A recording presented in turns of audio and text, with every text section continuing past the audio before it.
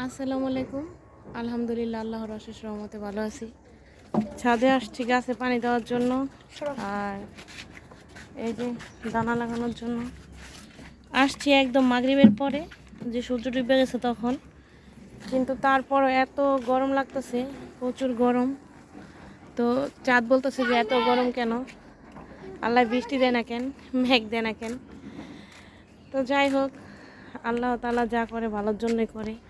আসলে কেন বৃষ্টি দেয় না বা মেঘ দেয় না, ওটা হয়তো আল্লাহই ভালো জানে। কিন্তু তারপর আল্লাহর কাছে অনেক অনেক চাওয়া যে একটু বৃষ্টি দিয়া, একটু মেঘ দিয়া, তাপটা একটু কমাই দিয়া সবাই ঠান্ডা করে দেখ।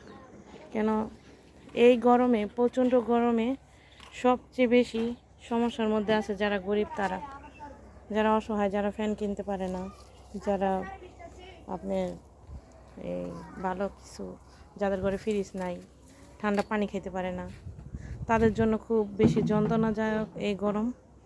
তো এই গরম আল্লাহর কাছে চাওয়া যে আল্লাহ এই গরম কমাই দেখ, আর বৃষ্টি দেখ, মানুষ একটু হলেও স্বস্তি পাক। কালকে রাত্রে বৃষ্টি হয়েছে, কিন্তু তেমন একটা হয় নাই, আর তাপ তেমন কোনোই কমে নাই। ঠিক আছে, আগের মতোই তাপ, প্রচণ্ড গরম, আর বৃষ্টিও তেমন হয় নাই, হালকা পাতলা একটু বৃষ্টি হয়েছে।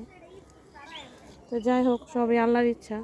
তারপর আল্লাহর কাছে চাওয়া যে আল্লাহ বৃষ্টি দেখ, আর এই প্রচণ্ড তাপ কমাই দেখ, আর মানুষরা অন্তত একটু শান্তি দেখ।